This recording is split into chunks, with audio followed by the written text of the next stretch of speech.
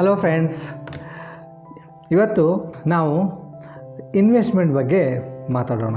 ನೋಡಿ, ನಾವೆಲ್ಲರೂ ಜಾಬ್ ಮಾಡ್ತಾಯಿದ್ದೀವಿ ಅಲ್ವಾ?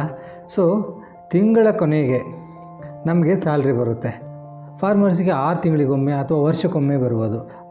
ಸೊ ಮೆಜಾರಿಟಿ ತುಂಬ ಜನಕ್ಕೇನು ಸ್ಯಾಲರಿ ಅಂತ ಇರುತ್ತೆ. ಗೌರ್ಮೆಂಟ್ ಎಂಪ್ಲಾಯಿ ಆಗಿರ್ಬೋದು, ಪ್ರೈವೇಟ್ ಆಗಿರ್ಬೋದು, ನೀವು ಏನೇ ಬಿಸ್ನೆಸ್ ಮಾಡ್ತಿರ್ಬೋದು, ಏನೇ ಮಾಡ್ತಿರಲಿ, ಸೊ ನಿಮಗೆ ತಿಂಗಳು ನಿಮಗೆ ಒಂದು ಅಮೌಂಟ್ ಬರುತ್ತೆ. ಸೊ ನಿಮ್ಮ ಜೀವನ ನಡೆಸೋಕ್ಕೆ ಒಂದು ಅಮೌಂಟು. ಸೊ ನಾವು ನಮ್ಮ ಮುಂದಿನ ಜೀವನಕ್ಕೆ ನಾವು ಏನು ಮಾಡ್ತೀವಿ ಅಂತಂದರೆ ಅದರಲ್ಲಿ ಸ್ವಲ್ಪ ದುಡ್ಡನ್ನು ನಾವು ತೆಗೆದು ಇನ್ವೆಸ್ಟ್ ಮಾಡ್ತೀವಿ, ವಿನಿಯೋಗ ಮಾಡ್ತೀವಿ. ಸೊ ಈ ಥರ ಸೇವಿಂಗ್ ಮತ್ತು ಇನ್ವೆಸ್ಟ್ಮೆಂಟ್ ನಾವು ಎಲ್ಲಿ ಮಾಡಬೇಕು, ಯಾವ ರೀತಿ ಮಾಡಬೇಕು, ಎಲ್ಲಿ ಮಾಡಿದ್ರೆ ನಮಗೆ ಹೆಚ್ಚಿಗೆ ಲಾಭ ಸಿಗುತ್ತೆ. ಸೊ ತುಂಬ ಜನಕ್ಕೆ ಬೇರೆ ಇನ್ವೆಸ್ಟ್ಮೆಂಟ್ ಆಪ್ಷನ್ನೇ ಗೊತ್ತಿಲ್ಲ. ಎಲ್ಲರಿಗೂ ಯಾರಿಗೆ ಕೇಳಿ ನೀವು ಏನಂತಂದರೆ FD ಫಿಕ್ಸ್ ಡಿಪಾಸಿಟು, ಇಲ್ಲಾಂತಂದರೆ ಪೋಸ್ಟ್ ಆಫೀಸಲ್ಲಿ RD, NSE ಸರ್ಟಿಫಿಕೇಟು, PF, ಇವಿಷ್ಟು ಬಿಟ್ಟರೆ ಬೇರೆ ಯಾವ ಇನ್ವೆಸ್ಟ್ಮೆಂಟ್ ಬಗ್ಗೆನೂ ಮಾಹಿತಿ ಇಲ್ಲ. ಸೊ ಇವಕ್ಕೆಲ್ಲ ನಾವೇನಂತೀವಿ ಅಂತಂದರೆ ಟ್ರ್ಯಾಡಿಷ್ನಲ್ ಪ್ಲ್ಯಾನ್ ಅಂತೀವಿ. ಸೊ ಈ ಟ್ರ್ಯಾಡಿಷ್ನಲ್ ಪ್ಲ್ಯಾನಲ್ಲಿ ಎಲ್ಲರಿಗೂ 7-8 ಇಷ್ಟು % ಮಾತ್ರ ನಿಮಗೆ ರಿಟರ್ನ್ ಸಿಗುತ್ತೆ. ಸೊ ಫಾರ್ ಎಕ್ಸಾಂಪಲ್ ನಿಮಗೆ ಸುಕನ್ಯಾ ಸಮೃದ್ಧಿ ಅಂತ ಬಂದಿದೆ. ಸೊ ಅದರಲ್ಲಿ ಇಂಡಿಯಾದಲ್ಲಿ 1.5 ಲಕ್ಷ ಕೋಟಿ ಇನ್ವೆಸ್ಟ್ ಮಾಡಿದ್ದಾರೆ. ಎಷ್ಟು? 1.5 ಲಕ್ಷ ಕೋಟಿ. ಆದರೆ ಅವರು ಎಷ್ಟು ರಿಟರ್ನ್ ಕೊಡ್ತಾಯಿದ್ದಾರೆ? 8% ಕೊಡ್ತಾಯಿದ್ದಾರೆ. ಸೊ ಈ 8%, 7% ಬಿಟ್ಟು ಬೇರೆ ಕಡೆ ಎಲ್ಲಾದರೂ ಇನ್ವೆಸ್ಟ್ ಮಾಡಿದ್ರೆ ನಮಗೆ ಹೆಚ್ಚಿಗೆ ಲಾಭ ಸಿಗ್ಬೋದಾ? ಸೊ ನೀವು ಯಾವತ್ತಾದರೂ ಯೋಚನೆ ಮಾಡಿದ್ದೀರಾ? ಸೊ ಫ್ರೆಂಡ್ಸ್, ನಿಮಗೆ ಖಂಡಿತ 8%ಗಿಂತ ಹೆಚ್ಚಿಗೆ ನಿಮಗೆ ಬಡ್ಡಿ ಸಿಗುತ್ತೆ. ಅದು ಚಕ್ರ ಬಡ್ಡಿ. ನೋಡಿ, ನಾವು ಸುಮಾರು ವರ್ಷಗಳಿಂದ ಹಿಸ್ಟಾರಿಕಲ್ ಡಾಟಾ ಯಾವಾಗ ನಾವು ನೋಡ್ತೀವಿ ಆವಾಗ ನಮಗೆ ಯಾವುದ್ಯಾವುದು ಎಷ್ಟೆಷ್ಟು % ನಿಮಗೆ ರಿಟರ್ನ್ ಕೊಟ್ಟಿದೆ ಅಂತ ಗೊತ್ತಾಗುತ್ತೆ.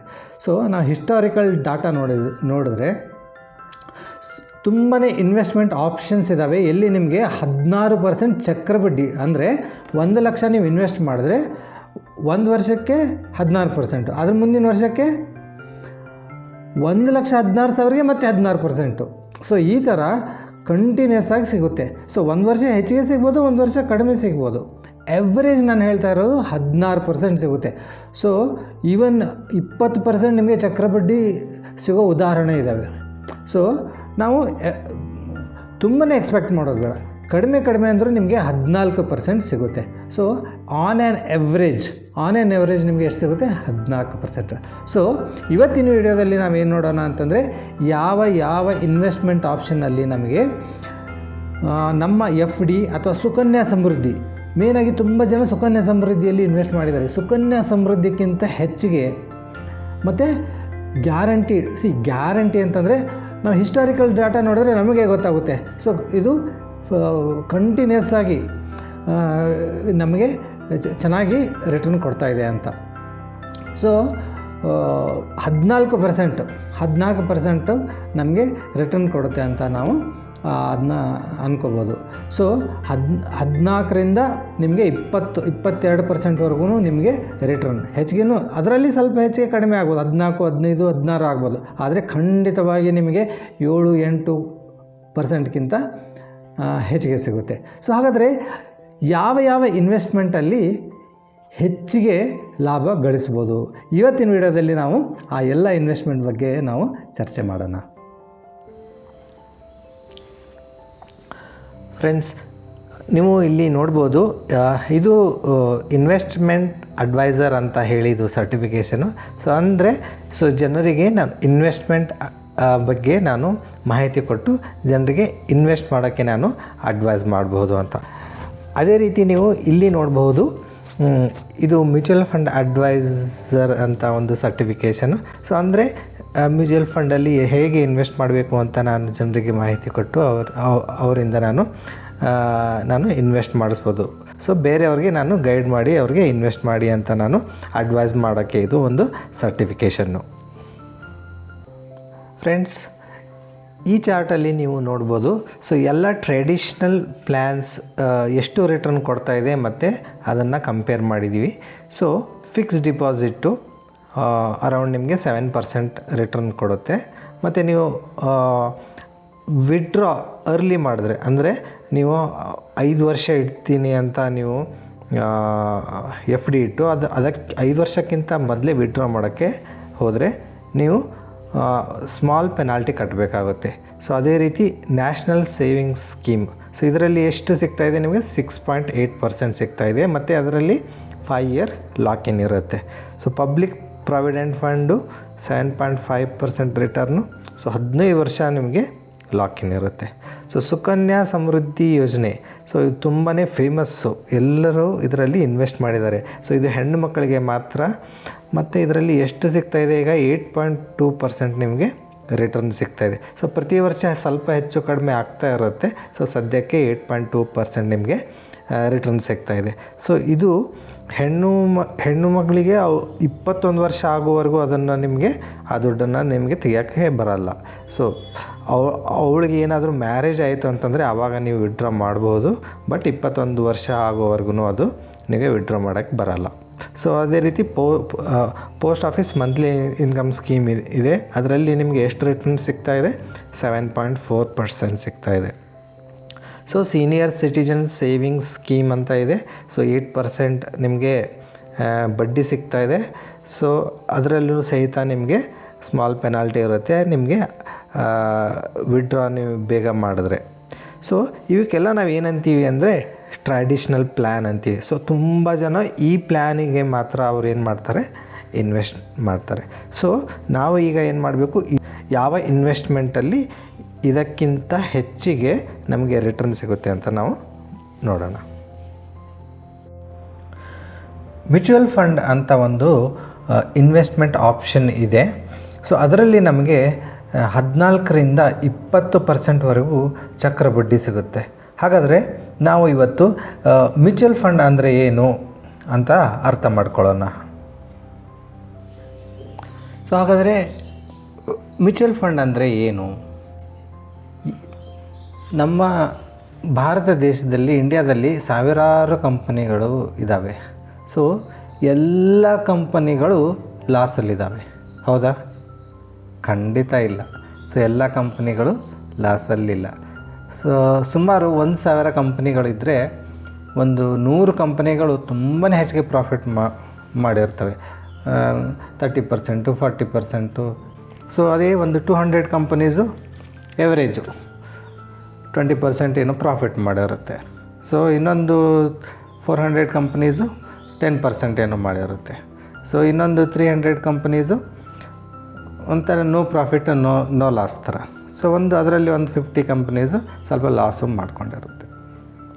ಸೊ ನಮ್ಮ ಭಾರತ ದೇಶದಲ್ಲಿ ಎಷ್ಟೊಂದು ಕಂಪನಿಗಳು ಇದ್ದಾವಲ್ಲ, ಸೊ ಅದರಲ್ಲಿ ಸುಮಾರು ಕಂಪನಿಗಳು ಲಾಭ ಮಾಡ್ಕೋತಾ ಇದ್ದಾವೆ. ಸೊ ಅದು ನಮಗೆಲ್ಲರಿಗೂ ಗೊತ್ತಿರೋ ವಿಚಾರ. ಸೊ ಯಾವುದೇ ಕಂಪನಿ ಶುರು ಆಗೋಕ್ಕೆ ಮತ್ತು ಬೆಳೆಯೋಕ್ಕೆ ಸೊ ಏನು ಬೇಕು ಅಂತಂದರೆ ದುಡ್ಡು ಬೇಕು, ಸೊ ಇನ್ವೆಸ್ಟ್ಮೆಂಟ್ ಬೇಕು. ಸೊ ಮ್ಯೂಚುವಲ್ ಫಂಡ್ ಏನು ಮಾಡ್ತವೆ, ಸೊ ಯಾರ್ಯಾರ ಹತ್ರ ದುಡ್ಡು ಇನ್ವೆಸ್ಟ್ ಮಾಡೋಕ್ಕೆ ಇದೆಯೋ ಸೊ ಈ ಎಲ್ಲರ ಹತ್ರ ಇನ್ವೆಸ್ಟ್ಮೆಂಟ್ ಮಾಡಿಸಿ ಒಬ್ಬನು ಫಂಡ್ ಮ್ಯಾನೇಜರ್ ಅಂತ ಇರ್ತಾನೆ. ಸೊ ಇವನು ಯಾರು? ಇವನು fund manager. So fund manager ಏನು ಮಾಡ್ತಾನೆ, ಫಂಡ್ ಮ್ಯಾನೇಜರ್ ಎಲ್ಲರ ಹತ್ರನೂ ದುಡ್ಡು ತಗೊಂಡು ಅವನು ಈ ಚೆನ್ನಾಗಿರೋ ಕಂಪನಿಯಲ್ಲಿ ಅವನು ಏನು ಮಾಡ್ತಾನೆ, ಇನ್ವೆಸ್ಟ್ ಮಾಡ್ತಾನೆ. ಸೊ ಬರುವ ಲಾಭವನ್ನು ಅವನು ಎಲ್ಲನೂ ನಮಗೆ ಕೊಡ್ತಾನೆ. ಸೊ ಅವನಿಗೆ ತುಂಬಾ ಕಡಿಮೆ ಒಂದು ಕಮಿಷನ್ ಇರುತ್ತೆ. ಸೊ ಅದನ್ನು ಅವನು ತಗೊಂಡು ಅವನೇನು ಮಾಡ್ತಾನೆ, ಉಳಿದಿದ್ದ ದುಡ್ಡನ್ನೆಲ್ಲ ಅವನು ನಮಗೆ ಕೊಡ್ತಾನೆ. ಸೊ ಇವನು ಯಾರು? ಇವನು fund manager. So fund manager ಏನು ದುಡ್ಡು ಕಲೆಕ್ಟ್ ಮಾಡಿ ಅವನು ಏನು ಮಾಡ್ತಾನೆ, ಚೆನ್ನಾಗಿರೋ ಕಂಪನಿಯಲ್ಲಿ ಇನ್ವೆಸ್ಟ್ ಮಾಡ್ತಾನೆ. ಸೊ ನಿಮಗೆಲ್ಲರೂ ಗೊತ್ತಿರ್ಬೋದು, ವಿಪ್ರೋ ಅಂತ ಇದೆ, ಅಶೋಕ್ ಲೈಲ್ಯಾಂಡ್ ಇದೆ, ಬಾಟಾ ಇದೆ, ಮತ್ತು ಮಾರುತಿ ಸುಜುಕಿ ಕಾರ್ ಬರುತ್ತಲ್ಲ, ಮಾರುತಿ ಇದೆ, ಇನ್ಫೋಸಿಸ್ ಎಲ್ಲರಿಗೂ ಗೊತ್ತು, ಇನ್ಫೋಸಿಸ್ ಇದೆ, HCL ಇದೆ, ಈ ಥರ ಸಾವಿರಾರು ಕಂಪ್ನಿಗಳಿದ್ದಾವೆ, ಏಷ್ಯನ್ ಪೇಂಟ್ಸ್ ಇದೆ. ಸೊ ಈ ಥರ ಇವನು ಏನು ಮಾಡ್ತಾನೆ ಅಂತಂದರೆ ಎಲ್ಲರ ಹತ್ರ ಎಷ್ಟಾದರೂ ಆಗ್ಬೋದು. ಒಬ್ಬನು 500 ಇನ್ವೆಸ್ಟ್ ಮಾಡ್ತಾನೆ, ಒಬ್ಬನು 1000 ಇನ್ವೆಸ್ಟ್ ಮಾಡ್ತಾನೆ, ಒಬ್ಬನು 1,00,000 ಮಾಡ್ತಾನೆ, ಒಬ್ಬನು 1 ಕೋಟಿ ಮಾಡ್ತಾನೆ. ಸೊ ಈ ಫಂಡ್ ಮ್ಯಾನೇಜರ್ಸ್ ಅವರು ಎಷ್ಟು ದುಡ್ಡನ್ನು ಅವರು ಮ್ಯಾನೇಜ್ ಮಾಡ್ತಾರೆ ಅಂತಂದರೆ ಸುಮಾರು ದುಡ್ಡು. ಎಷ್ಟು ಅಂತಂದರೆ 1,000 ಕೋಟಿ, ಈ ಥರ 1,000 ಕೋಟಿ, 2,000 ಕೋಟಿ, 5,000 ಕೋಟಿ, ಇಷ್ಟೆಲ್ಲ ಅವರು ಏನು ಮಾಡ್ತಾರೆ, ದುಡ್ಡನ್ನು ನಮ್ಮ ಕಾಮನ್ ಮ್ಯಾನ್, ನಮ್ಮ ಭಾರತ ದೇಶದ ನಮ್ಮ ಇಂಡಿಯನ್ ಸಿಟಿಸನ್ ಎಷ್ಟು ಇರ್ತಾರಲ್ಲ ಅವ್ರ ಕಡೆಯಿಂದ ಅವ್ರು ಏನು ಮಾಡ್ತಾರೆ, ಇನ್ವೆಸ್ಟ್ ಮಾಡಿಸಿ ಅದೆಲ್ಲ ದುಡ್ಡು 1,000 ಕೋಟಿ ಆಗ್ಬೋದು, 4,000 ಕೋಟಿ ಆಗ್ಬೋದು, ಎಷ್ಟಾದರೂ ಆಗ್ಬೋದು, ಆ ದುಡ್ಡನ್ನು ಇವರು ಮ್ಯಾನೇಜ್ ಮಾಡ್ತಾರೆ. ಸೊ ಇವ್ರಿಗೆ ಒಂದು 0.1%, 0.3% ಈ ಥರ ಇವ್ರಿಗೆ ಏನು ಇರುತ್ತೆ ಅಂದರೆ ಕಮಿಷನ್ ಇರುತ್ತೆ. ಸೊ ಅದನ್ನು ನಾವು ನೋಡೋಕ್ಕಾದ್ರೆ ಒಂದು ತುಂಬಾ ನೆಗ್ಲಿಜಿಯೇಬಲ್. ಸೊ ನಮಗೆ ನಾಲೆಜ್ ಇರೋಲ್ಲ. ಸೊ ನಮಗೆ ಯಾವ ಕಂಪನಿಯಲ್ಲಿ ಇನ್ವೆಸ್ಟ್ ಮಾಡಿದ್ರೆ ನಮಗೆ ದುಡ್ಡು ಸಿಗುತ್ತೆ ಅಂತ ನಮಗೆ ನಾಲೆಜ್ ಇರೋಲ್ಲ. ಸೊ ಅದಕ್ಕೆ ಆ ಥರ ನಮಗೆ ನಾಲೆಜ್ ಇದ್ದರೆ ನಾವೇ ಡೈರೆಕ್ಟಾಗಿ ಸ್ಟಾಕ್ ಮಾರ್ಕೆಟಲ್ಲಿ ನಾವು ಇನ್ವೆಸ್ಟ್ ಮಾಡ್ಬೋದು.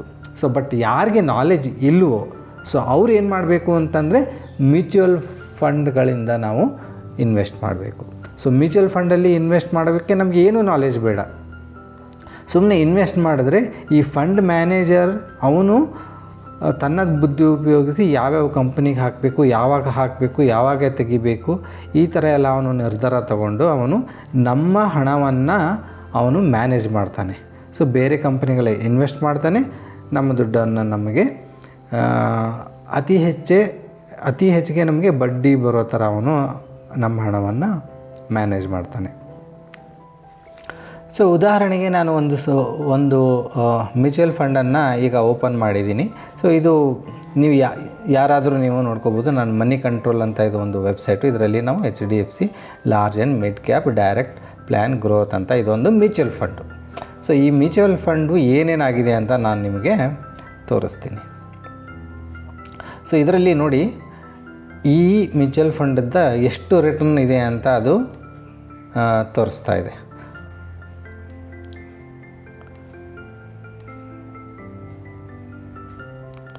ಸೊ ನೋಡಿ, ಇದು 1 ವೀಕಲ್ಲಿ ಎಷ್ಟು ರಿಟರ್ನ್ ಕೊಟ್ಟಿದೆ, ಅರೌಂಡ್ 1%. 1 ಮಂತಲ್ಲಿ -1.9% ಅಂತಂದರೆ 1 ಮಂತ್ ನೀವು ನೋಡಿದ್ರೆ ಅದು ಸ್ವಲ್ಪ ಲಾಸಲ್ಲಿದೆ. ಸೊ 3 ಮಂತಿಗೆ ಎಷ್ಟು ರಿಟರ್ನ್ ಕೊಟ್ಟಿದೆ, 5% ರಿಟರ್ನ್ ಕೊಟ್ಟಿದೆ.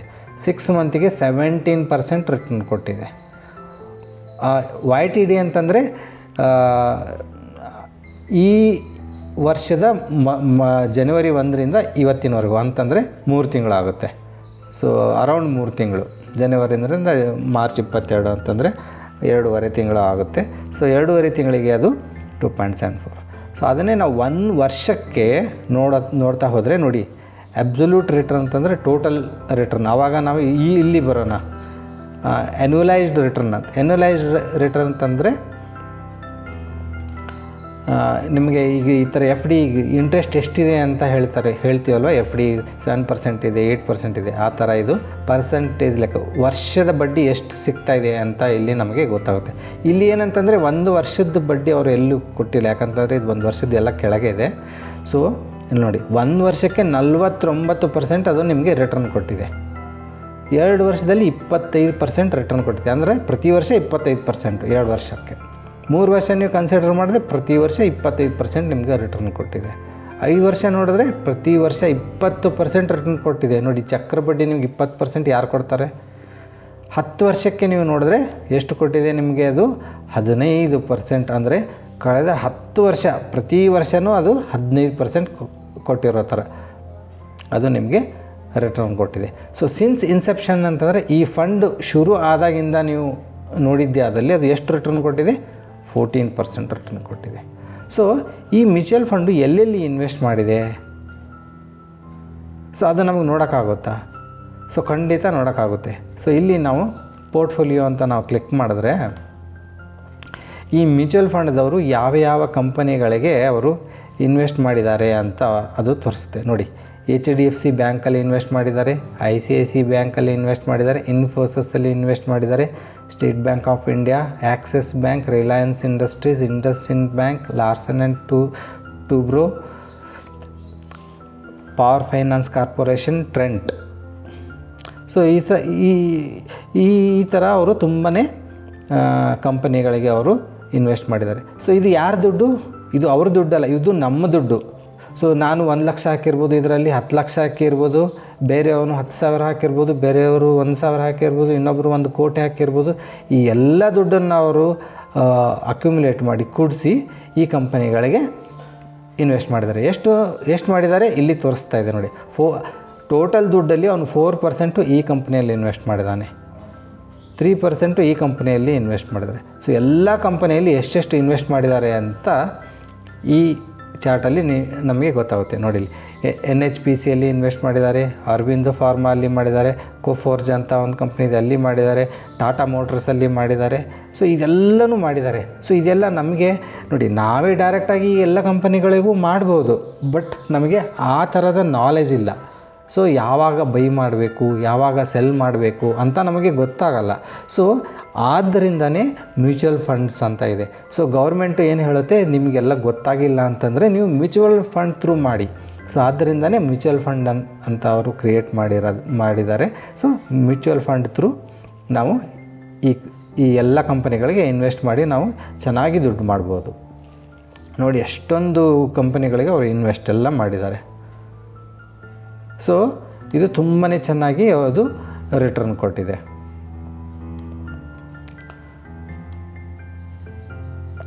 ಸೊ ಇದೇ ಥರ ನೋಡಿ, ಇಲ್ಲಿ ಪೀರ್ಸ್ ಅಂತ ನಾವು ಕ್ಲಿಕ್ ಮಾಡಿದ್ದೆ ಆದಲ್ಲಿ. ಸೊ ಇದೇ ಥರ ಸುಮಾರು ಮ್ಯೂಚುವಲ್ ಫಂಡ್ಗಳಿದ್ದಾವೆ. ಸೊ ಅವೆಲ್ಲ ಎಷ್ಟೆಷ್ಟು ರಿಟರ್ನ್ ಕೊಟ್ಟಿದ್ದಾವೆ ಅಂತ ನಮಗೆ ಇಲ್ಲಿ ಗೊತ್ತಾಗುತ್ತೆ. ಇಲ್ಲಿ ನೋಡಿ, 10 ವರ್ಷಕ್ಕೆ ಇದು 22, ಈ ಕಂಪನಿ ನಿಮಗೆ ಎಷ್ಟು ಕೊಟ್ಟಿದೆ, 22% ನಿಮಗೆ ರಿಟರ್ನ್ ಕೊಟ್ಟಿದೆ. ಸೊ 22% ಚಕ್ರಬಡ್ಡಿ ತುಂಬ ಚೆನ್ನಾಗಿ ಅದು ರಿಟರ್ನ್ ಕೊಟ್ಟಿದೆ. ಇಲ್ಲಿ ನೋಡಿ, ಸುಮಾರು ಯಾವುದು ಸಹಿತ 15%ಗಿಂತ ಕಡಿಮೆ ಯಾವುದೂ ಇಲ್ಲ. ನೀವು ಇಲ್ಲಿ 10 ವರ್ಷದ ನೀವು ನೋಡಿದ್ದೆ ಆದರೆ ನೋಡಿ, 10 ವರ್ಷದ ನೀವು ನೋಡಿದ್ರೆ 15%ಗಿಂತ ಕಡಿಮೆ ಇಲ್ಲ, ಎಲ್ಲವೂ 16. ಅಂದರೆ ಕಳೆದ 10 ವರ್ಷದಲ್ಲಿ ಪ್ರತಿ ವರ್ಷ 16% ಅದು ರಿಟರ್ನ್ ಕೊಟ್ಟಾಗೆ. ಇದು ಎವ್ರೇಜ್ ಅವರು ಇಲ್ಲಿ ಮಾಡ್ತಾ ಇರೋದು ಎವ್ರೇಜು. ಸೊ 1 ವರ್ಷದಲ್ಲಿ ನಾವು ನೋಡೋದಾದರೆ ನೋಡಿ, ಎಷ್ಟು ರಿಟರ್ನ್ ಕೊಟ್ಟಿದೆ, 53% ಕೊಟ್ಟಿದೆ, 61%, 43%, 41%. ಸೊ 2023 ಮಾರ್ಚಿಂದ 2024 ಮಾರ್ಚ್ವರೆಗೂ ಇಷ್ಟು ರಿಟರ್ನ್ ಕೊಟ್ಟಿದ್ದಾವೆ. ಒಂದೇ ವರ್ಷದಲ್ಲಿ 40%, 35%, 49% ಇಷ್ಟೆಲ್ಲ ಅವು ನಮಗೆ ರಿಟರ್ನ್ ಕೊಟ್ಟಿದ್ದಾವೆ. ಸೊ ಫ್ರೆಂಡ್ಸ್, ಸೊ ಅದಕ್ಕೆ ನೋಡಿ, ಮ್ಯೂಚುವಲ್ ಫಂಡ್ ಅಂತಂದರೆ ತುಂಬಾ ಒಳ್ಳೆ ಇನ್ವೆಸ್ಟ್ಮೆಂಟ್ ಆಗುತ್ತೆ. ಸೊ ನೀವು FD, RD, NSE certificate, PPF ಇದನ್ನೆಲ್ಲ ಬಿಟ್ಟು ನೀವು ಮ್ಯೂಚುವಲ್ ಫಂಡಲ್ಲಿ ಇನ್ವೆಸ್ಟ್ ಮಾಡಿದ್ರೆ ನೀವು ಚೆನ್ನಾಗಿ ದುಡ್ಡು ಮಾಡ್ಬೋದು. ಹಾಗಾದರೆ ನಮಗೆ ಈಗ ಸುಮಾರಾಗಿ ಮ್ಯೂಚುವಲ್ ಫಂಡ್ ಅಂದರೆ ಏನು ಅಂತ ಅರ್ಥ ಆಗಿದೆ. ಆದರೆ ನಮಗೆ ಕೆಲವೊಂದು ಪ್ರಶ್ನೆಗಳು ಇದ್ದಾವೆ. ಸೊ ಏನಂದರೆ, ಮ್ಯೂಚುವಲ್ ಫಂಡಲ್ಲಿ ನಮ್ಮ ದುಡ್ಡು ಸೇಫಾ? ಮ್ಯೂಚುವಲ್ ಫಂಡ್ ಮ್ಯಾನೇಜರ್ ನಮ್ಮ ದುಡ್ಡು ತೊಗೊಂಡು ಓಡೋಗ್ಬಿಟ್ರೆ ಮ್ಯೂಚುವಲ್ ಫಂಡ್ ಮ್ಯಾನೇಜರ್ ನಮಗೆ ಮೋಸ ಮಾಡಲ್ವಾ? ಕಂಪನಿ ಮುಚ್ಚಿಬಿಟ್ರೆ? ನೋಡಿ, ಸೊ ಈ ಎಲ್ಲ ಮ್ಯೂಚುವಲ್ ಫಂಡ್ ಮ್ಯಾನೇಜ್ ಮಾಡೋ ಕಂಪನಿಗಳು ಸೆಬಿ ರೂಲ್ಸ್ ಮತ್ತು ರೆಗ್ಯುಲೇಷನ್ಸ್ ಫಾಲೋ ಮಾಡಬೇಕಾಗುತ್ತೆ. ಸೆಬಿ ಅಂತಂದರೆ security exchange board of India. So SEBI rules ಮತ್ತು ರೆಗ್ಯುಲೇಷನ್ಸ್ ತುಂಬಾ ಸ್ಟ್ರಿಕ್ಟ್ ಆಗಿದೆ. ಸೊ ಇವತ್ತಿನವರೆಗೂ ಯಾವುದೇ ಮೋಸ ಮ್ಯೂಚುವಲ್ ಫಂಡಲ್ಲಿ ಆಗಿಲ್ಲ. ಸೊ ಮುಂದೆನೂ ಆಗಲ್ಲ. ಸೊ ನಿಮ್ಮ ದುಡ್ಡು ಬ್ಯಾಂಕಲ್ಲಿ ಎಷ್ಟು ಸೇಫ್ ಆಗಿದೆಯೋ ಅದೇ ಥರ ಮ್ಯೂಚುವಲ್ ಫಂಡಲ್ಲೂ ನಿಮ್ಮ ದುಡ್ಡು ಸೇಫಾಗಿ ಇರುತ್ತೆ. ಸೊ ನಿಮ್ಮ ಅಕೌಂಟ್ ಜೊತೆ ನೀವು ಮ್ಯೂಚುವಲ್ ಫಂಡಲ್ಲಿ ಇನ್ವೆಸ್ಟ್ ಮಾಡಿದಾಗ ನಿಮ್ಮ ಬ್ಯಾಂಕ್ ಅಕೌಂಟ್ ಜೊತೆ ಅದು ಏನಾಗುತ್ತೆ, ಲಿಂಕ್ ಆಗುತ್ತೆ. ಸೊ ಹೀಗಾಗಿ ಯಾರಿಗೂ ನಿಮ್ಮ ದುಡ್ಡು ತಗೊಳ್ಳೋಕ್ಕೆ ಅವಕಾಶ ಇರಲ್ಲ. ಸೊ ಇನ್ವೆಸ್ಟ್ ಮಾಡಬೇಕಾದ್ರೂ ಸಹಿತ ದುಡ್ಡು ನಿಮ್ಮ ಬ್ಯಾಂಕಿಂದನೇ ಬರಬೇಕು. ಮತ್ತು ಯಾವಾಗ ನೀವು ವಿತ್ಡ್ರಾ ಮಾಡ್ತೀರಾ ನಿಮ್ಮ ಬ್ಯಾಂಕ್ ಅಕೌಂಟಿಗೆ ಹೋಗುತ್ತೆ. ಸೊ ಹೀಗಾಗಿ ಬ್ಯಾಂಕಲ್ಲಿ ನಿಮ್ಮ ದುಡ್ಡು ಎಷ್ಟು ಸೇಫೋ ಅದೇ ಥರ ಮ್ಯೂಚುವಲ್ ಫಂಡಲ್ಲೂ ಸಹಿತ ನಿಮ್ಮ ದುಡ್ಡು ಅಷ್ಟೇ ಸೇಫಾಗಿ ಇದೆ ಅಂತ ನಾವು ಖಡಾಖಂಡಿತವಾಗಿ ಹೇಳ್ಬೋದು. ಸೊ ಇಂಡಿಯಾದಲ್ಲಿ ಎಷ್ಟು ಅಸೆಟ್ ಮ್ಯಾನೇಜ್ಮೆಂಟ್ ಕಂಪನಿ ಇದೆ? ಸೊ ಇಂಡಿಯಾದಲ್ಲಿ 44 ಅಸೆಟ್ ಮ್ಯಾನೇಜ್ಮೆಂಟ್ ಕಂಪನಿಗಳಿದ್ದಾವೆ. ಸೊ ಅವೆಲ್ಲ ಮ್ಯೂಚುವಲ್ ಫಂಡನ್ನು ಅವು ಹ್ಯಾಂಡಲ್ ಮಾಡ್ತವೆ. So for example DSP, Nippon ಇರ್ಬೋದು, Quant, IDFC, Canara Robeco, Axis, UTI, Tata, Kotak, SBI, HDFC ಈ ಥರ ಸುಮಾರು ಕಂಪನಿಗಳು ಮ್ಯೂಚುವಲ್ ಫಂಡನ್ನು ಮ್ಯಾನೇಜ್ ಮಾಡ್ತವೆ. ಸೊ ಒಂದೊಂದು ಕಂಪನಿಯಲ್ಲೂ ನಾವು ಒಂದು 15 ಸ್ಕೀಮ್ ಇದೆ ಅಂತ ನಾವು ಅಂದ್ಕೊಳ್ಳೋದಾದರೆ ಟೋಟಲ್ 600ಕ್ಕಿಂತನೂ ಹೆಚ್ಚಿಗೆ ಸ್ಕೀಮ್ಸ್ ಇದ್ದಾವೆ, ಮ್ಯೂಚುವಲ್ ಫಂಡ್ ಸ್ಕೀಮ್ಸ್ ಇದ್ದಾವೆ. ಅದರಲ್ಲಿ ನೀವು ನಿಮಗೆ ಯಾವುದು ಮ್ಯಾಚ್ ಆಗುತ್ತೋ, ನಿಮಗೆ ಯಾವುದು ಸೂಟ್ ಆಗುತ್ತೋ ಅದರಲ್ಲಿ ನೀವು ಇನ್ವೆಸ್ಟ್ ಮಾಡ್ಬೋದು. ಸೊ ಇನ್ವೆಸ್ಟ್ ಮಾಡಿ ನಿಮಗೆ ಹೆಚ್ಚಿಗೆ ಲಾಭ ಗಳಿಸ್ಬೋದು. ಸೊ 2023ರಲ್ಲಿ ಇಂಡಿಯಾದಲ್ಲಿ ಎಷ್ಟು ಇನ್ವೆಸ್ಟ್ ಆಗಿದೆ? 1,61,000 ಕೋಟಿನ ಜನರು ಈ ಮ್ಯೂಚುವಲ್ ಫಂಡಲ್ಲಿ ಇನ್ವೆಸ್ಟ್ ಮಾಡಿದ್ದಾರೆ. ನೀವು ಕೂಡ ಇನ್ವೆಸ್ಟ್ ಮಾಡಬಹುದು.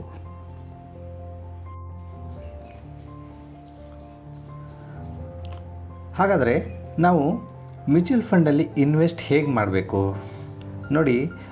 ಮೊದಲಿಗೆ ನಾವು KYC ಅಂತ ಇರುತ್ತೆ. KYC ಅಂತಂದರೆ ನೋ ಯುವರ್ ಕ್ಲೈಂಟ್ ಅಂತ ಅಂತೀವಿ. So KYC ಮಾಡಿಸ್ಬೇಕಾಗುತ್ತೆ. ಸೊ KYC ಮಾಡಿಸೋಕ್ಕೆ ನಿಮ್ಮ ಹತ್ರ ಒಂದು ಪ್ಯಾನ್ ಕಾರ್ಡ್ ಇರಬೇಕು ಮತ್ತು ಆಧಾರ್ ಕಾರ್ಡ್ ಇರಬೇಕು. ಸೊ ಇವೆರಡು ಇದ್ದರೆ ನೀವು ಮನೆಯಿಂದನೇ, ಸ್ಮಾರ್ಟ್ಫೋನ್ ಒಂದು ಇದ್ದರೆ ಮನೆಯಿಂದನೇ ನೀವು KYC ಒಂದು 5-10 ಮಿನಿಟ್ಸಲ್ಲಿ ನೀವು KYC ಮಾಡಬಹುದು. ಸೊ ಒಂದು ಸಲ KYC ಆಗಿಬಿಡ್ತಂತಂದರೆ ನೀವು ಯಾವುದೇ ಮ್ಯೂಚುವಲ್ ಫಂಡಲ್ಲಿ ನೀವು ಇನ್ವೆಸ್ಟ್ ಮಾಡೋಕ್ಕೆ ನೀವು ರೆಡಿಯಾಗಿರ್ತೀರ. ಸೊ ಬಟ್ ಇದೆಲ್ಲದನ್ನು ನಾವು ಆರಾಮಾಗಿ ಮನೆಯಲ್ಲೇ ಕೂತ್ಕೊಂಡು ಸಹಿತ ನಾವು KYC ಮಾಡಬಹುದು. ಸೊ ನೀವು ಇಂಟರ್ನೆಟ್ಟಲ್ಲಿ KYC ಹೇಗೆ ಮಾಡೋದು ಅಂತ ನೀವು ಹುಡುಕಿದ್ರೆ ಅದೇ ಗೊತ್ತಾಗುತ್ತೆ. ಇಲ್ಲ ಅಂತಂದರೆ ನೀವು ನಮ್ಮನ್ನು ಸಹಿತ ಕಾಂಟ್ಯಾಕ್ಟ್ ಮಾಡ್ಬೋದು. ಸೊ ಮನೆಯಿಂದಲೇ ನಾವು ವಿಡ್ರಾ ಸಹಿತ, ಸೊ ನೀವು ಮ್ಯೂಚುವಲ್ ಫಂಡಲ್ಲಿ ಇನ್ವೆಸ್ಟ್ ಮಾಡಿರ್ತೀರ, ನಿಮಗೇನಾದರೂ ದುಡ್ಡು ಬೇಕು ಅಂತಂದರೆ ನಿಮ್ಮ ಬ್ಯಾಂಕ್ ಅಕೌಂಟ್ಗೆ 3 ದಿವಸದಲ್ಲಿ ನಿಮಗೆ ಬ್ಯಾಂಕ್ ಅಕೌಂಟಲ್ಲಿ ಅದು ಬರುತ್ತೆ. ಸೊ ಅದಕ್ಕೂ ಸಹಿತ ನೀವು ಮನೆಯಲ್ಲೇ ಜಸ್ಟ್ ಒಂದು ಕ್ಲಿಕ್ ಆಫ್ ಎ ಬಟನ್ ನೀವು ಮನೆಯಲ್ಲೇ ಕೂತ್ಕೊಂಡು ಸಹಿತ ಅದನ್ನೆಲ್ಲ ಮಾಡಬಹುದು. ಸೊ ಮ್ಯೂಚುವಲ್ ಫಂಡಲ್ಲಿ ತುಂಬಾ ಇನ್ವೆಸ್ಟ್ಮೆಂಟು, ವಿಡ್ರಾಲ್ ತುಂಬಾ ಈಸಿಯಾಗಿದೆ. ಹಾಗಾದರೆ ನಾವು ಸುಮಾರು 600ಕ್ಕಿಂತ ಹೆಚ್ಚಿಗೆ ಸ್ಕೀಮ್ ಇದ್ದಾವೆ. ಸೊ ಹಾಗಾದರೆ ಯಾವ ಸ್ಕೀಮಲ್ಲಿ ನಾವು ಇನ್ವೆಸ್ಟ್ ಮಾಡಬೇಕು? ಸೊ ಸದ್ಯಕ್ಕೆ ನಿಮಗೆ ಈ ಯಾವ ಸ್ಕೀಮಲ್ಲಿ ಇನ್ವೆಸ್ಟ್ ಮಾಡಬೇಕು ಅಂತ ನಿಮಗೆ ಗೊತ್ತಾಗಲ್ಲ.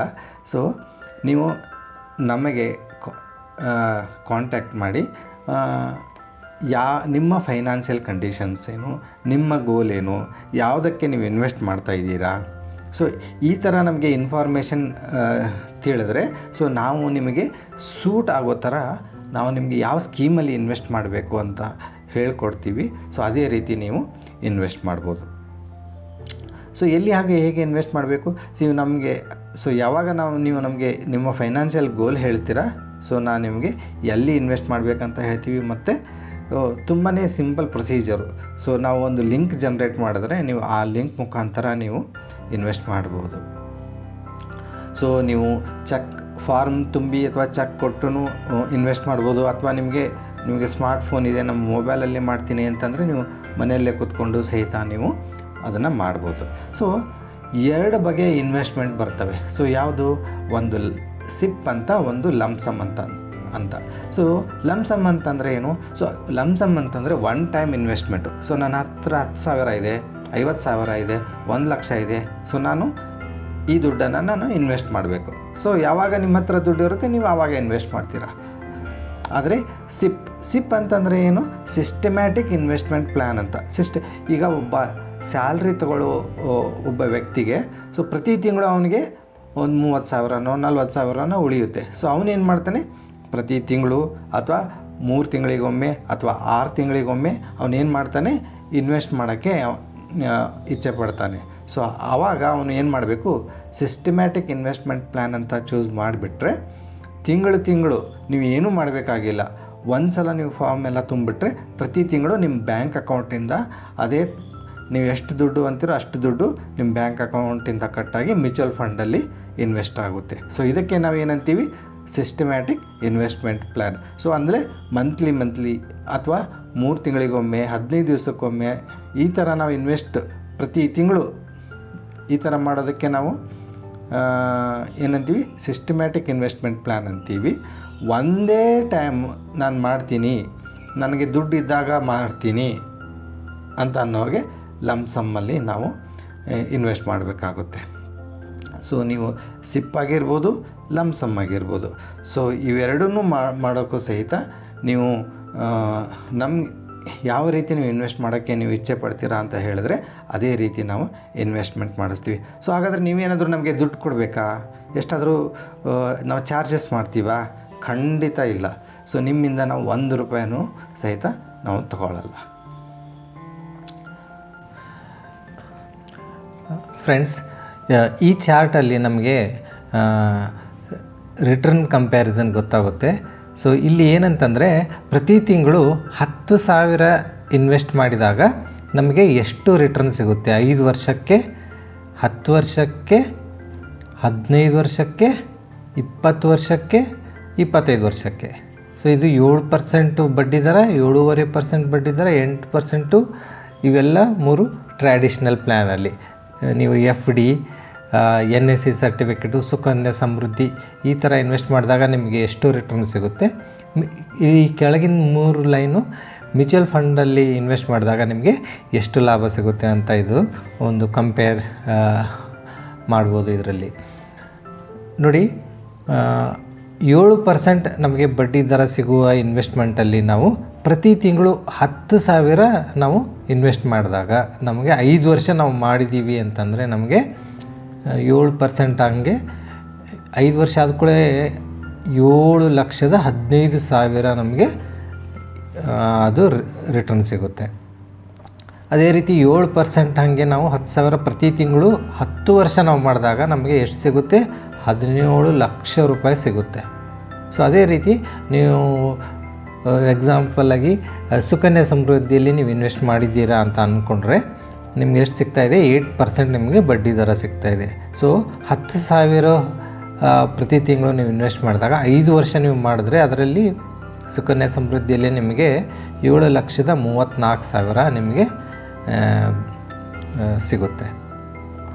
ಸೊ ಅದೇ ರೀತಿ 10 ವರ್ಷ ನೀವು ಮಾಡಿದ್ರೆ 18 ಲಕ್ಷ ಸಿಗುತ್ತೆ. ನೋಡಿ, ಅದೇ ನೀವು ಮ್ಯೂಚುವಲ್ ಫಂಡಲ್ಲಿ ಮಾಡಿದಾಗ, ನೀವು ಸುಕನ್ಯಾ ಸಮೃದ್ಧಿಯಲ್ಲಿ ಮಾಡಿದಾಗ ಎಷ್ಟು ಸಿಗುತ್ತೆ ಅಂತ ಈ ರೋ ಅಲ್ಲಿ ನೀವು ನೋಡ್ಬೋದು. ಅದೇ ರೀತಿ ಮ್ಯೂಚುವಲ್ ಫಂಡಲ್ಲಿ ಇನ್ವೆಸ್ಟ್ ಮಾಡಿದಾಗ ಎಷ್ಟು ಸಿಗುತ್ತೆ ಅಂತ ನೀವು ಈ ರೋಡಲ್ಲಿ ನೀವು ನೋಡ್ಬೋದು. ನೋಡಿ, 10 ವರ್ಷ ನೀವು ಕೇವಲ ತಿಂಗಳು 10,000 ನೀವು ಇನ್ವೆಸ್ಟ್ ಮಾಡಿದಾಗ 8% ಬಡ್ಡಿ ಥರ ಸುಕನ್ಯಾ ಸಮೃದ್ಧಿಯಲ್ಲಿ ಸಿಗುತ್ತೆ. ಸೊ 10 ವರ್ಷದಲ್ಲಿ ನಿಮಗೆ ಎಷ್ಟಾಗುತ್ತೆ, 18 ಲಕ್ಷ ಆಗುತ್ತೆ. ಸೊ ಅದೇ ನೀವು ಮ್ಯೂಚುವಲ್ ಫಂಡಲ್ಲಿ ಇನ್ವೆಸ್ಟ್ ಮಾಡಿದ್ರೆ ನಿಮ್ಗೆ ಎಷ್ಟಾಗುತ್ತೆ, 25 ಲಕ್ಷ ಆಗುತ್ತೆ, 7 ಲಕ್ಷ ಹೆಚ್ಚಿಗೆ. ಸೊ ಅದೇ ನೀವು 15 ವರ್ಷ ಕಂಪೇರ್ ಮಾಡಿದ್ರೆ ನೀವು ಸುಕನ್ಯಾ ಸಮೃದ್ಧಿಯಲ್ಲಿ 34 ಲಕ್ಷ ಸಿಗುತ್ತೆ, ಮ್ಯೂಚುವಲ್ ಫಂಡಲ್ಲಿ ನಿಮಗೆ 60 ಲಕ್ಷ ಸಿಗುತ್ತೆ. ನೀವು ಯಾವುದಾದ್ರೂ ಈಗ ಹೆಣ್ಣು ಮಗುಗೆ ಮೊದಲನೇ ವರ್ಷದಲ್ಲಿ ನೀವು ಇನ್ವೆಸ್ಟ್ ಮಾಡೋಕ್ಕೆ ಶುರು ಮಾಡಿದ್ರೆ ಕನಿಷ್ಠ ನೀವು 20 ವರ್ಷ ನೀವು ಅವರು ಮದುವೆಗೆ ಅಂತ ಮಾಡ್ತೀರಾ ಇನ್ವೆಸ್ಟು. ಸೊ 20 ವರ್ಷ ಆದಮೇಲೆ ನೀವು ಸುಕನ್ಯಾ ಸಮೃದ್ಧಿಯಲ್ಲಿ ನೋಡಿದ್ರೆ ನಿಮ್ಗೆ ಎಷ್ಟು ಸಿಗುತ್ತೆ, 58 ಲಕ್ಷ ಸಿಗುತ್ತೆ. ಸೊ ಅದೇ ನೀವು ಮ್ಯೂಚುವಲ್ ಫಂಡಲ್ಲಿ ಇನ್ವೆಸ್ಟ್ ಮಾಡಿದರೆ ನಿಮಗೆ 1,30,00,000 ಸಿಗುತ್ತೆ. ಸೊ 25 ವರ್ಷವರೆಗೂ ನೀವು ಪ್ರತಿ ತಿಂಗಳು 10,000 ಮಾಡಿದ್ರೆ ನಿಮಗೆ ಸುಕನ್ಯಾ ಸಮೃದ್ಧಿಯಲ್ಲಿ 95 ಲಕ್ಷ ಸಿಗುತ್ತೆ. ಮ್ಯೂಚುವಲ್ ಫಂಡಲ್ಲಿ ಕನಿಷ್ಠ ನಿಮಗೆ 2,69,00,000 ಸಿಗುತ್ತೆ. ಸೊ ಅದೇ ನೋಡಿ, ನಾವು ಮ್ಯೂಚುವಲ್ ಫಂಡಲ್ಲಿ 14 ಸಿಗ್ಬೋದು, 15 ಸಿಗ್ಬೋದು, 16 ಸಿಗಬೇಕು. 16% ಸಿಕ್ತು ಅಂತಂದರೆ ನಮಗೆ ಎಷ್ಟು ಸಿಗುತ್ತೆ, 3,91,00,000 ನಮಗೆ ಮ್ಯೂಚುವಲ್ ಫಂಡಲ್ಲಿ ಸಿಗುತ್ತೆ. ಸುಕನ್ಯಾ ಸಮೃದ್ಧಿಯಲ್ಲಿ ಕೇವಲ 95 ಲಕ್ಷ ಸಿಗುತ್ತೆ. ಸೊ ಹಾಗಾಗಿ ಮ್ಯೂಚುವಲ್ ಫಂಡು ಯಾವಾಗಲೂ ಈ traditional ಪ್ಲ್ಯಾನ್ಗಿಂತ FD, NSC, PPF, RD ಈ ಎಲ್ಲಕ್ಕಿಂತ ಅತಿ ಉತ್ತಮ ಮತ್ತು ಲಾಭದಾಯಕ ಇನ್ವೆಸ್ಟ್ಮೆಂಟ್ ಆಗಿರುತ್ತೆ. ಸೊ ಹೀಗಾಗಿ ನೀವು ಮ್ಯೂಚುವಲ್ ಫಂಡಲ್ಲಿ ಖಂಡಿತವಾಗಿ ಇನ್ವೆಸ್ಟ್ ಮಾಡಿ ಲಾಭವನ್ನು ನೀವು ಗಳಿಸ್ಬೋದು. ಆದರೆ ಇವತ್ತು ನಾವು ವಿಡಿಯೋದಲ್ಲಿ ಏನೇನು ನೋಡಿದ್ದೀವಿ ಅಂತ ನೋಡೋದಾದರೆ, ಇನ್ವೆಸ್ಟ್ಮೆಂಟ್ ಜೊತೆ ಯಾವತ್ತೂ ಇನ್ಶೂರೆನ್ಸ್ ಸಿಗೋದಿಲ್ಲ. ಸೊ ಇನ್ವೆಸ್ಟ್ಮೆಂಟೇ ಬೇರೆ, ಇನ್ಶೂರೆನ್ಸೇ ಬೇರೆ. ನಾನು ಸುಮಾರು ಕಡೆ ನೋಡಿದ್ದೀನಿ, ಇನ್ವೆಸ್ಟ್ಮೆಂಟ್ ಅಂತ ಹೇಳಿ ಇನ್ವೆಸ್ಟ್ಮೆಂಟ್ ಜೊತೆ ನಿಮಗೆ ಇನ್ಶೂರೆನ್ಸು ಸಿಗುತ್ತೆ ಅಂತ ಇನ್ಶೂರೆನ್ಸ್ ಸೆಲ್ ಮಾಡ್ತಾರೆ. ನೋಡಿ, ಇನ್ಶೂರೆನ್ಸ್ ಜೊತೆ ಯಾವತ್ತೂ ಇನ್ವೆಸ್ಟ್ಮೆಂಟ್ ಜೊತೆ ಯಾವತ್ತೂ ಇನ್ಶೂರೆನ್ಸ್ ಸಿಗೋಕ್ಕೆ ಸಾಧ್ಯ ಇಲ್ಲ. ಇನ್ಶೂರೆನ್ಸ್ ಜೊತೆ ಇನ್ವೆಸ್ಟ್ಮೆಂಟ್ ಸಿಗುತ್ತೆ, ಆದರೆ ಇನ್ವೆಸ್ಟ್ಮೆಂಟ್ ಜೊತೆ ಇನ್ಶೂರೆನ್ಸ್ ಸಿಗೋಲ್ಲ. ಸೊ ಹೀಗಾಗಿ ನೀವು ಇನ್ವೆಸ್ಟ್ಮೆಂಟ್ ಮಾಡಬೇಕು ಅಂತ ಇದ್ದರೆ ಕೇವಲ ಇನ್ವೆಸ್ಟ್ ಮಾಡಿ, ಅದರ ಜೊತೆ ಇನ್ಶೂರೆನ್ಸ್ ಖಂಡಿತ ಬೈ ಮಾಡೋಕ್ಕೆ ಹೋಗಬೇಡಿ. ಸೊ ನೀವು ಏನು ಮಾಡಬೇಕು ಅಂತಂದರೆ ಒಂದೇ ಒಂದು ಇನ್ಶೂರೆನ್ಸ್ ತೊಗೊಳ್ಬೇಕು. ಸೊ ನಾನು ಸುಮಾರು ಜನರ ಜೊತೆ ಮಾತಾಡಿದಾಗ ಒಬ್ಬರ ಹತ್ರ 5 ಇನ್ಶೂರೆನ್ಸ್ ಇರುತ್ತೆ, 10 ಇನ್ಶೂರೆನ್ಸ್ ಇರುತ್ತೆ. ಸೊ ಅವ್ರಿಗೆ ಏನು ಅನಿಸುತ್ತೆ ಅಂತಂದರೆ, ನಾನು ಎಷ್ಟು ಹೆಚ್ಚಿಗೆ ಇನ್ಶೂರೆನ್ಸ್ ಬೈ ಮಾಡ್ತೀನಲ್ಲ, ಸೊ ಅಷ್ಟು ನನ್ನ ಫ್ಯಾಮಿಲಿಗೆ ಲವ್ ಮಾಡ್ತಾಯಿದ್ದೀನಿ ಅಂತ, ಅವ್ರಿಗೆ ನನ್ನ ಫ್ಯಾಮಿಲಿ ಬಗ್ಗೆ ನಾನು ಅಷ್ಟು ಕೇರ್ ತೊಗೊತೀನಿ ಅಂತ ಒಂದು ವಿಚಾರ ಇದೆ. ಸೊ ಅದು ತಪ್ಪು. ನಿಮ್ಮ ಹತ್ರ ಒಂದೇ ಒಂದು ಇನ್ಶೂರೆನ್ಸ್ ತೊಗೋಬೇಕು. ಅದು ನಿಮ್ಮ ಹತ್ರ ಇರೋ 10 ಇನ್ಶೂರೆನ್ಸ್ಗೂ ಸಮ ಅದು. ಸೊ ಆದರೆ ಆ ಒಂದು ಇನ್ಶೂರೆನ್ಸ್ಗೆ ನೀವು ತುಂಬ ಕಡಿಮೆ ದುಡ್ಡು ಪೇ ಮಾಡಬೇಕಾಗುತ್ತೆ. ಸೊ ಆ ಇನ್ಶೂರೆನ್ಸ್ ಬಗ್ಗೆ ನಿಮಗೆ ಯಾರೂ ಹೇಳೋದಿಲ್ಲ. ಸೊ ಸುಮಾರು ಕಂಪನಿಗಳು ಈ ಎಂಡೋಮೆಂಟ್ ಪಾಲಿಸಿ ಅಂತ ಇರುತ್ತೆ, ಅದನ್ನಷ್ಟೇ ಅವರು ಸೆಲ್ ಮಾಡ್ತಾರೆ. ಯಾಕಂತಂದರೆ ಅದು ಕಂಪನಿಗಳಿಗೆ ಲಾಭ ಹೊರತು ನಮ್ಮ ಎಂಡ್ ಕಸ್ಟಮರಿಗೆ ಅದು ಅಷ್ಟು ಲಾಭದಾಯಕ ಅಲ್ಲ. ಸೊ ಹೀಗಾಗಿ ನಾವು ಒಂದೇ ಒಂದು ಇನ್ಶೂರೆನ್ಸ್ ತೊಗೊಳ್ಬೇಕು, ಚೆನ್ನಾಗಿರೋ ಇನ್ಶೂರೆನ್ಸನ್ನು ನಾವು ತೊಗೋಬೇಕು. ಸೊ ಮ್ಯೂಚುವಲ್ ಫಂಡಲ್ಲಿ ಇನ್ವೆಸ್ಟ್ ಮಾಡೋದು ತುಂಬಾ ಲಾಭದಾಯಕ. ಸೊ ನಾವು ನೋಡಿದ ಹಾಗೆ ಮ್ಯೂಚುವಲ್ ಫಂಡ್ ಏನು ಮಾಡುತ್ತೆ, so FD, RD, NSC, PPF, Sukanya Samriddhi, ಇದರಲ್ಲಿ ಎಷ್ಟು ಸಿಗುತ್ತೋ ಅದರ 2 ಪಟ್ಟು 3 ಪಟ್ಟು 4 ಪಟ್ಟು ಅಷ್ಟು ನಿಮಗೆ ಬಡ್ಡಿನ ಕೊಡುತ್ತೆ. ಸೊ ಹೀಗಾಗಿ ಅವೆಲ್ಲದಕ್ಕಿಂತ ಮ್ಯೂಚುವಲ್ ಫಂಡು ಉತ್ತಮ. ಸೊ ಮ್ಯೂಚುವಲ್ ಫಂಡಲ್ಲಿ ನಾವು ಕನಿಷ್ಠ 500ರಿಂದನೂ ಇನ್ವೆಸ್ಟ್ ಮಾಡ್ಬೋದು. ಸೊ 500ರಿಂದ ನೀವು ಮ್ಯಾಕ್ಸಿಮಮ್ ಎಷ್ಟಾದರೂ ಮಾಡ್ಬೋದು, 1 ಲಕ್ಷ 50 ಲಕ್ಷ ಎಷ್ಟಾದರೂ ಮಾಡ್ಬೋದು. ಸೊ ನೀವು ಮ್ಯೂಚುವಲ್ ಫಂಡಲ್ಲಿ ಇನ್ವೆಸ್ಟ್ ಮಾಡಿರ್ತೀರ. ಸೊ ನಿಮ್ಮ ಮನೆಯಲ್ಲಿ ಏನೋ ಒಂದು ಕಾರ್ಯಕ್ರಮ ಇದೆ, ನಿಮಗೆ ನೋಡಿ ಸಡನ್ನಾಗಿ ನಿಮಗೆ ದುಡ್ಡು ಬೇಕು. ಸೊ ಹಾಗಾದರೆ ನಿಮಗೆ ದುಡ್ಡು ಎಷ್ಟು ದಿವಸದಲ್ಲಿ ಸಿಗುತ್ತೆ? ಕೇವಲ 3 ದಿವಸ. 3 ದಿವಸದಲ್ಲಿ ನಿಮ್ಮ ಅಕೌಂಟಿಗೆ ಬಂದುಬಿಡುತ್ತೆ. ಸೊ ಮ್ಯೂಚುವಲ್ ಫಂಡ್ಗಳಲ್ಲಿ ಇನ್ವೆಸ್ಟ್ ಮಾಡೋದು ತುಂಬಾ ಸುಲಭ, ಹಾಗೂ ಅದು ನಿಮಗೆ ಏನು ಚೆನ್ನಾಗಿ ರಿಟರ್ನ್ ಕೊಡುತ್ತೆ. ಎಷ್ಟು ಕೊಡುತ್ತೆ? 14ರಿಂದ 20% ನಿಮಗೆ ಚಕ್ರ ಬಡ್ಡಿ ಕೊಡುತ್ತೆ. ಸೊ ಮಕ್ಕಳ ವಿದ್ಯಾಭ್ಯಾಸಕ್ಕೆ ಮತ್ತು ಮದುವೆಗೆ, ಸೊ ನೀವು 10 ವರ್ಷ 15 ವರ್ಷ ನೀವು ಏನು ಮಾಡ್ತೀರಾ, ಮದುವೆಗೆ ಅಂತ ಹೇಳಿ ನೀವು ಪ್ರತಿ ತಿಂಗಳು ಇನ್ವೆಸ್ಟ್ ಮಾಡ್ತಾ ಹೋಗ್ತೀರಾ. ಸೊ ಎಸ್ಪೆಷಲಿ ನೀವು ಸುಕನ್ಯಾ ಸಮೃದ್ಧಿಯಲ್ಲಿ. ಸೊ ಆ ಥರ ನೀವು ಸುಕನ್ಯಾ ಸಮೃದ್ಧಿಯಲ್ಲಿ ಮಾಡೋ ಬದಲು ಅಥವಾ FDಯಲ್ಲಿ ಮಾಡೋ ಬದಲು ನೀವು ಮ್ಯೂಚುವಲ್ ಫಂಡಲ್ಲಿ ಮಾಡಿದ್ರೆ ಅದಕ್ಕಿಂತ ತುಂಬಾ ಹೆಚ್ಚಿಗೆ ಲಾಭ ಕೊಡುತ್ತೆ. ಸೊ ಸೀನಿಯರ್ ಸಿಟಿಜನ್ ಏನು ಮಾಡ್ತಾರೆ, ಅವ್ರಿಗೆ ಪೆನ್ಷನ್ ಅಮೌಂಟ್ ಬಂದಿರುತ್ತೆ. ಸೊ ಅವ್ರಿಗೆ 50 ಲಕ್ಷ 60 ಲಕ್ಷ 80 ಲಕ್ಷ ಬಂದಿರುತ್ತೆ. ಸೊ ಅವರು ಏನು ಮಾಡ್ಬೋದು ಅಂತಂದರೆ ತಮ್ಮ ಮೊಮ್ಮಕ್ಕಳ ಹೆಸರಲ್ಲಿ.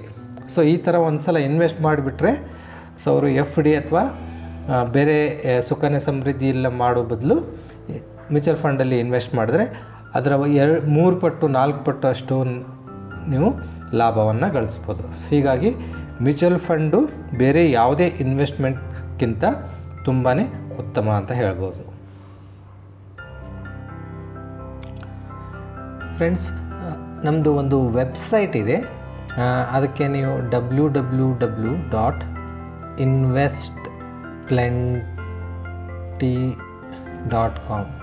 ಸೊ www.investplenty.com ಅಲ್ಲಿ ಹೋದರೆ ನಿಮಗೆ ಒಂದು ವೆಬ್ಸೈಟ್ ಸಿಗುತ್ತೆ.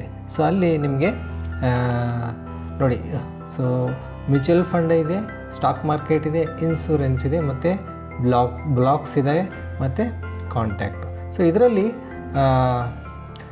ಈ ಸ್ಟಾಕ್ ಮಾರ್ಕೆಟ್ ಬಗ್ಗೆ, ಇನ್ಶೂರೆನ್ಸ್ ಬಗ್ಗೆ ಮತ್ತು ಇನ್ವೆಸ್ಟ್ಮೆಂಟ್ ಬಗ್ಗೆ ನಾವು ಮಾಹಿತಿಯನ್ನು ಕೊಟ್ಟಿದ್ದೀವಿ. ನೀವು ಇದರಲ್ಲಿ ನೀವು ಕಾಂಟ್ಯಾಕ್ಟ್ ಮಾಡೋಕ್ಕೆ ಹೋದರೆ ಈಗ ನಮ್ಮ ಬಗ್ಗೆ ಮಾಹಿತಿ ಇದೆ.